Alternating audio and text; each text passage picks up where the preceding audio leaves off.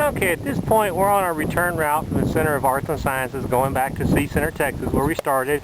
And we're on the hike and bike path westbound, and we're on the south side of Oyster Creek Drive. This is just a beautiful path. I mean, the city of Lake Jackson has got it well landscaped. There's actually roses and fruit trees that are planted on these elevated islands along the way. So what we'll do is we'll go up here to Yopon and take a left on Yopon and cross 332 and take that route back to Sea Center, Texas. It's a little bit easier getting across that intersection of 332 at Yopon, so that's what we'll do. Okay, I paused here at this intersection of Yopon and Oyster Creek Drive just to bring a couple of things up.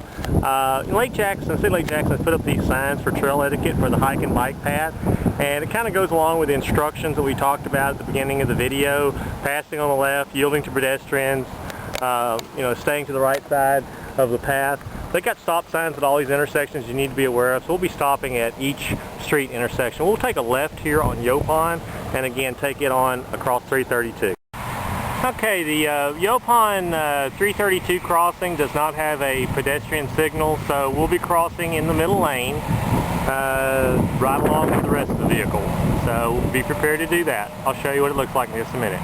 Okay, we've got our green light here, crossing 332 on Yopon. It actually turns into South Yopon after 332. So we'll take South Yopon back to Oleander and take a left, and that'll take us right back to Sea Center, Texas. Okay, and here we are approaching the intersection of Oleander and Plantation, and we'll stop here, take a right, go across this bridge to Sea Center, Texas, which was our beginning point, which will be our end point. We'll be there in a minute.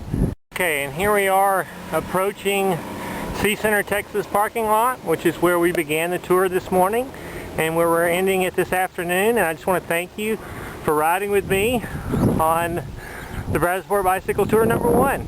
And I'll come back with a wrap up in just a minute. Wow, what a wonderful day spent cycling and seeing the sights of interest in the Brazosport area. You know, we went through a collage of activities today that represent some of the best points of interest of the area. We started at Sea Center, Texas, where we learned about the largest redfish hatchery in the world. We did a tour of that hatchery, the visitor center, the wetlands area, and the Andrew Sansom Youth Fishing Pier. We left here, went on a beautiful ride at the A.A. McLean Park Specialist Monica Brown Trail. After we left there, we went to one of two places. We either went to the Abner Jackson Plantation site, where we learned about the archaeology and history of the area, or we went to the Wilderness Trail, the Wilderness Park, and did a little outback hike on the Forest Trail there. We came back into downtown Lake Jackson and visited the Lake Jackson Historical Museum. By that time we'd worked up an appetite, so we went to the local and ate. After we left the local, we went on the beautiful hike and bike path along Oyster Creek Drive out to our final destination, which is the Brazosport College Center for Arts and Sciences. After we did a tour there, we did a nice spin around the Brazosport College jogging track.